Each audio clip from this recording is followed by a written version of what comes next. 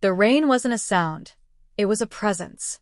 A steady, percussive drumming against the old bones of the house that vibrated through the floorboards and into Chloe's feet.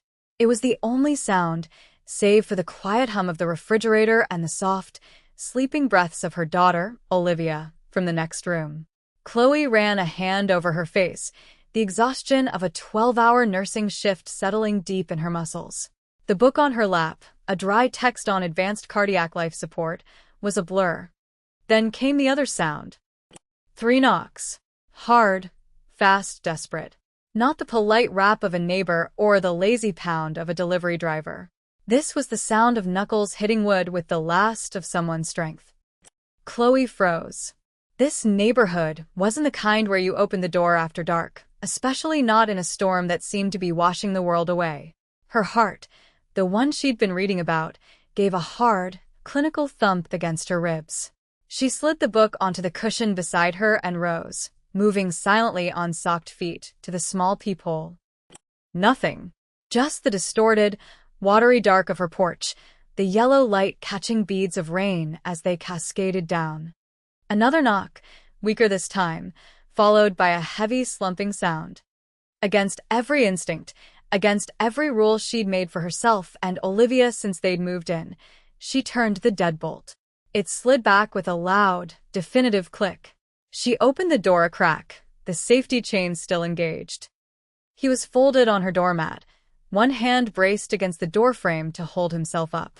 Water streamed from him, pooling on the worn wood of her porch. He was wearing a suit, or what was left of one. It was black, tailored, and utterly ruined, clinging to a frame that was broad in the shoulders and lean at the waist. But it wasn't the rain that had ruined it. A dark, viscous stain spread from his side, a stark void against the wet fabric. He lifted his head slowly, and the dim porch light caught in his eyes.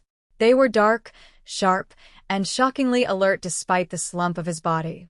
He was Korean, his black hair plastered to his forehead, his features stark and angular. But it was his hand that held her attention. Pressed against the doorframe, his knuckles were white. Long, elegant fingers, a heavy, plain silver ring on his pinky. It was a hand that looked like it had never known a day of manual labor, yet it was holding him up through what was clearly a grievous injury. "Please," he rasped. The word was a shard of glass. Not a plea, but a command issued from a place of absolute desperation. Chloe's training kicked in before her fear could. She saw the pallor under his skin, the shallow hitch in his breathing. She saw shock. Internal bleeding. The clock was ticking. She undid the chain. The decision was made in a single fluid motion. She hooked her arm under his, taking on his surprising weight. He was heavier than he looked, dense with muscle. He stumbled inside, his cold, wet body a shock against hers. The scent of him filled her small entryway, rain, expensive cologne that smelled of cedar and smoke, and the unmistakable metallic tang of blood. "The couch," she grunted, wrestling him through the narrow hall and into her small, tidy living room. The room was warm, filled with the scent of the lavender candle she'd been burning and the faint, sweet smell of Olivia's shampoo that clung to the throw blankets. He collapsed onto the floral print sofa she'd bought secondhand, leaving a dark smear on the cushions. He was breathing heavily now, his eyes closed, his face a mask of disciplined pain. "I'm a nurse," she said, her voice steady. It was the same voice she used to calm panicked patients in the ER. "I need to see the wound." He didn't answer, just gave a sharp, almost imperceptible nod. She didn't wait for permission. Her hands went to the buttons of his suit jacket. The fabric was fine wool, impossibly smooth even when soaked. Underneath was a white shirt, now mostly red, and a strip of silk that looked like a makeshift bandage tied tightly around his ribs. It was already saturated. "This needs to come off." She worked quickly, her fingers efficient as she unbuttoned his shirt. The skin beneath was pale and taut over a wall of muscle. A long, clean slice ran along his side, deep and ugly. A knife wound. It was deep, but it looked like it had missed his vital organs. "For now," he hissed as she gently probed the edges. "Who did this?" she asked, not because she expected an answer, but because talking kept her hands steady. His eyes opened again, pinning her. The intensity in them was unnerving. They were not the eyes of a simple mugging victim. They were cold, assessing, ancient. Does it matter? It matters if they're still out there, she countered, her gaze flicking to the window, to the rain-lashed street beyond. He followed her gaze, and for a second, a flicker of something other than pain crossed his face. It looked like calculation. They are. The words hung in the air, cold and heavy. That was when she understood. This was not a random act of violence. This man hadn't just been in a fight. He was being hunted. And she had just invited the hunt into her home. The home where her daughter was sleeping. A wave of nausea and adrenaline washed over her. Her hands trembled for the first time. She pulled them back, balling them into fists. You need to leave. He watched her, his expression unreadable. I can't. I have a child here, she said, her voice low and fierce. I can't have this in my house. Leaving puts her in more danger than staying, he said, his voice quiet but absolute. They saw me come this way. They are checking every house on this block. A man leaving your home now, bleeding? They will not knock politely. The blood drained from her face. He was right. Her quiet street, with its cracked sidewalks and flickering streetlights, was no longer anonymous. It was a hunting ground. Her home, her sanctuary, was now a hiding place. A target. He pushed himself up slightly, a grimace tightening his lips. I need your help. After I will be gone, you will be compensated.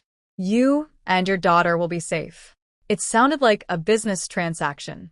He spoke of safety and compensation as if they were commodities he could trade. Chloe looked from his cold, certain eyes to the dark stains spreading on her couch, and then toward the hallway that led to Olivia's room. She was trapped.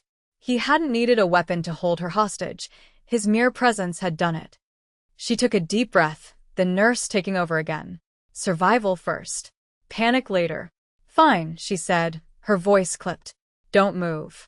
I'll get my supplies. She retrieved the emergency medical kit she kept under the sink, the one she'd assembled herself. Antiseptics, sutures, sterile gauze. As she worked, cleaning the wound with practiced, impersonal movements, the silence in the room grew thick and charged. The only sounds were the snip of her scissors cutting away the ruined fabric of his shirt, the clink of her instruments on the ceramic coffee table, and his ragged, controlled breaths. He didn't flinch as she disinfected the gash. He didn't make a sound as the needle pierced his skin for the first stitch, or the second, or the third. He just watched her, his gaze unwavering. She could feel his eyes on her face, her hands, her hair. It was a look of such focused intensity that it felt like a physical touch. She refused to meet it, keeping her own eyes locked on her work. She was stitching up a stranger, a dangerous man, on her living room floor, while her daughter slept peacefully down the hall. The sheer surreality of it threatened to overwhelm her. She focused on the task, on the clean, even sutures that would hold his skin together. It was a problem she could solve, a body she could mend. The rest of it, the danger he'd brought with him, was a wound she had no idea how to close. When she was done, she taped a thick pad of gauze over the stitches. Her hands were smeared with his blood. It will hold, she said, her voice flat. But you need a doctor. Antibiotics. You are a nurse, he stated. It wasn't a question. I'm not a miracle worker. That wound is deep. It will get infected. He pushed himself into a sitting position, his movements stiff. He looked at the neat bandage, then back at her. For the first time, his expression softened almost imperceptibly. You have steady hands. He looked around her small, cozy living room, at the crayon drawing of a lopsided sun Olivia had taped to the wall, the worn but beloved armchair, the stack of library books on the floor. His gaze was invasive, as if he were cataloging every detail, assessing its value. Before she could respond, a pair of headlights swept across her front window, cutting through the darkness and the downpour. They slowed, then stopped. Chloe's breath caught in her throat. The man, she didn't even know his name, moved with a speed that was terrifying. He was off the couch in an instant, his injuries seemingly forgotten. He grabbed her arm, his grip like steel, and pulled her down away from the window, into the shadows of the room.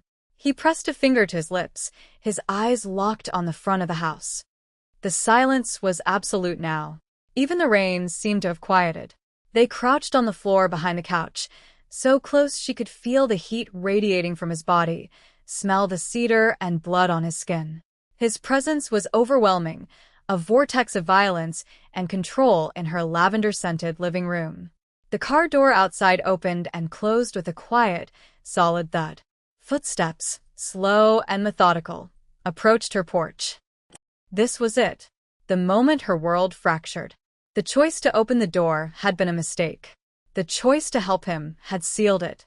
Now, crouched in the dark beside a bleeding man whose name she did not know, she understood that whatever happened next, her old life, the quiet, predictable life she had built for herself and her daughter, was already over. The footsteps stopped right outside her door. The world held its breath. The man beside her didn't move, didn't breathe. He was a statue carved from shadows and menace.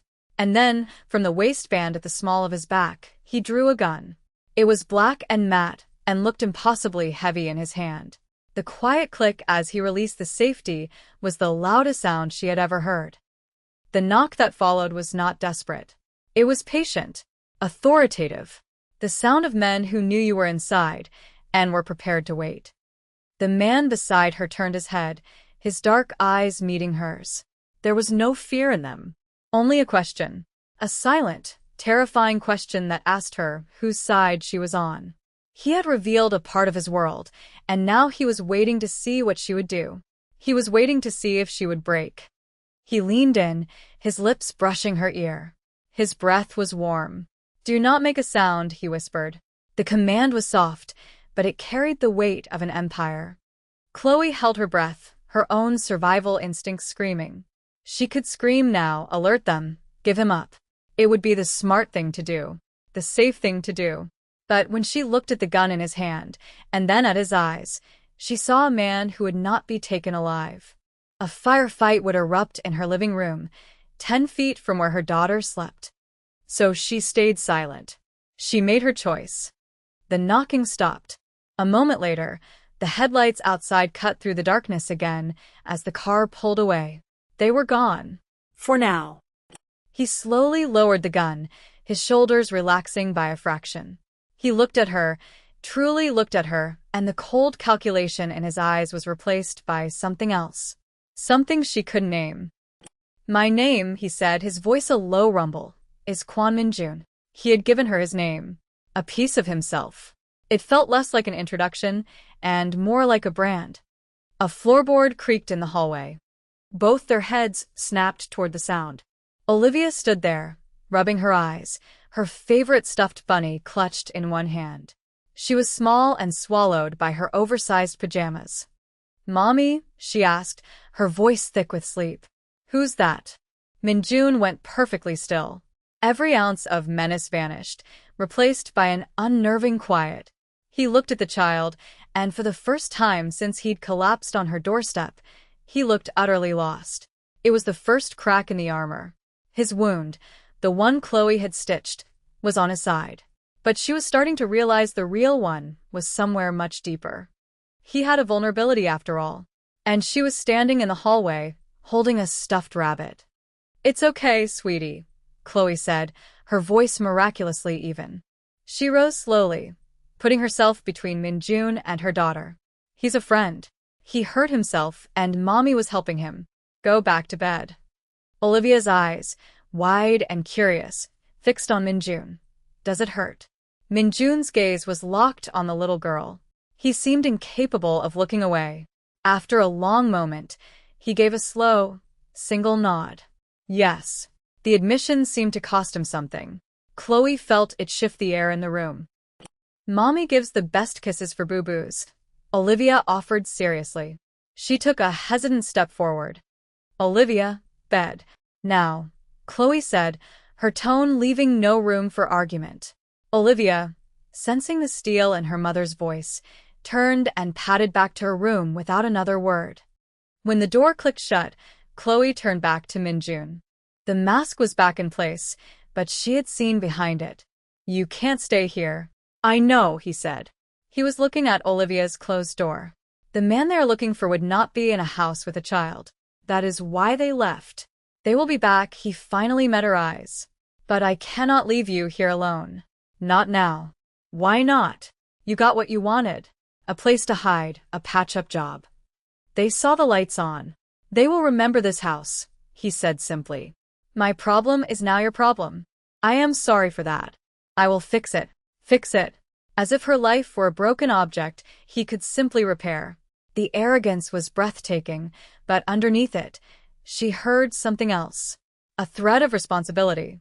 A debt. He pulled out a sleek, black phone that looked like it had survived the storm without a scratch. He typed a quick, encrypted message with one thumb.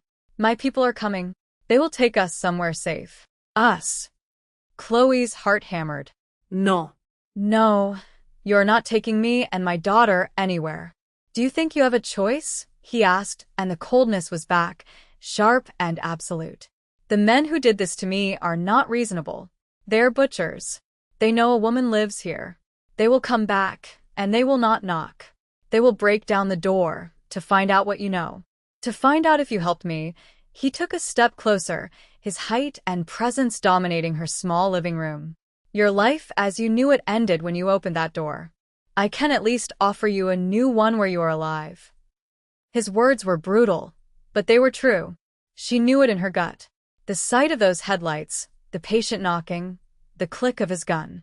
There was no going back. She had crossed a line. She thought about what she could have done differently. She could have left him on the porch. She could have called the police. But she hadn't. She had acted, and now she had to live with the consequences. "Where?" she whispered. "Where would we go?" "Somewhere they will never find you," he promised. An hour later, a black sedan, silent as a ghost, pulled up to the curb. Two men in dark suits got out. They moved with the same economical grace as Minjun, their eyes scanning the street, the houses, the shadows. They entered without knocking, one taking up a position by the door, the other approaching Minjun with a respectful bow of his head. "Boss," the man said. "It is done. The traitor has been dealt with." Minjun's face was stone. "And his family? Safe." "As you ordered." The man's eyes flickered to Chloe, dismissive and cold. "The woman?" "She comes with us."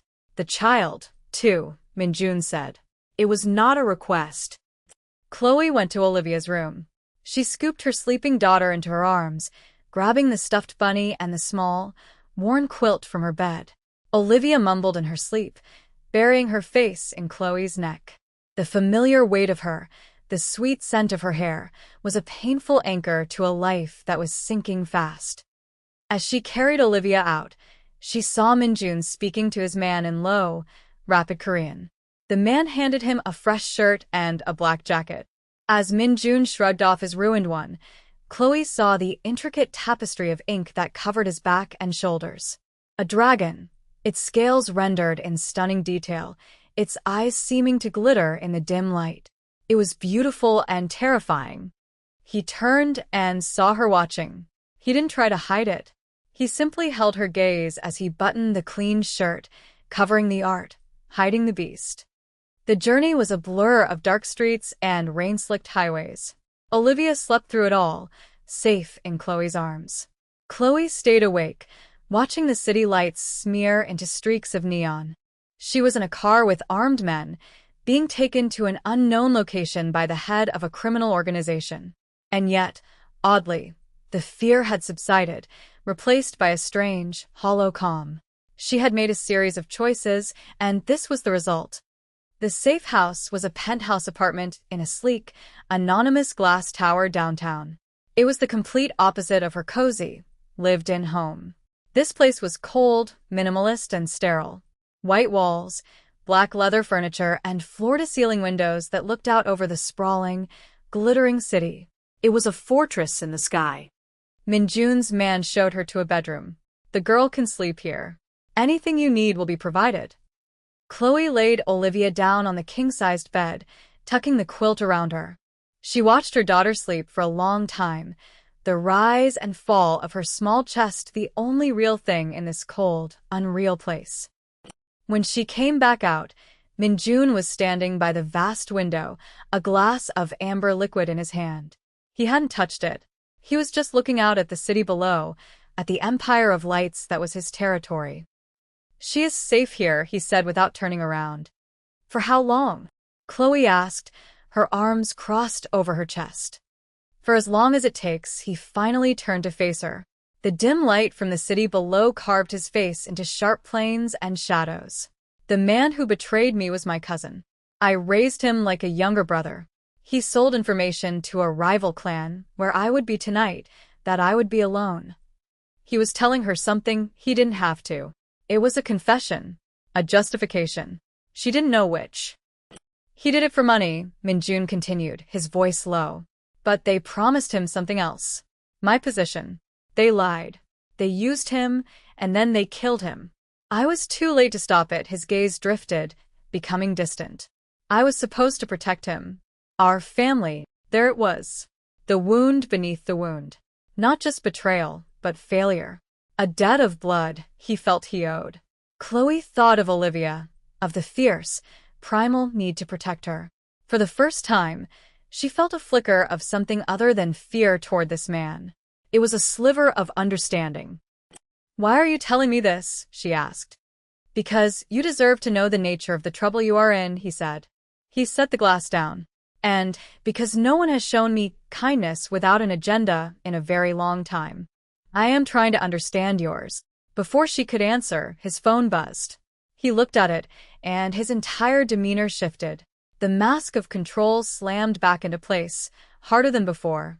"They found your house." Chloe's blood ran cold. "What?" "They went back. They broke in. They are looking for you." He looked at her, his eyes dark with a lethal certainty. "They know you helped me. They know you are with me. You are a loose end. A liability." He paused, and the weight of his next words settled on her like a shroud. "To them, you are now a target." The room felt like it was tilting. He wasn't just a man who had brought danger to her door. He had made her the danger's destination. "You have to let me go," she said, her voice shaking. "Me and Olivia. We can disappear. I won't say anything to anyone." He moved toward her, closing the space between them until he was standing directly in front of her. He was so close she had to tilt her head back to look at him. "Do you believe you can run faster than they can hunt? They will find you, and they will use you and your daughter to hurt me." He reached out, his fingers gently touching her chin, tilting her face up. His touch was surprisingly soft, a stark contrast to the violence he embodied. "You are safest with me. I am the only one who can protect you." His thumb stroked her jaw, a small, almost involuntary gesture. "I brought this storm to you," he murmured, his voice a low growl. "I will see you through to the other side of it." That was the confession. Not of love, but of ownership. Of a debt he intended to pay, whether she wanted him to or not. It was the most dangerous and honest thing anyone had ever said to her. In that moment, watching the city lights reflect in his dark, predatory eyes, she made another choice. She didn't pull away. She stayed.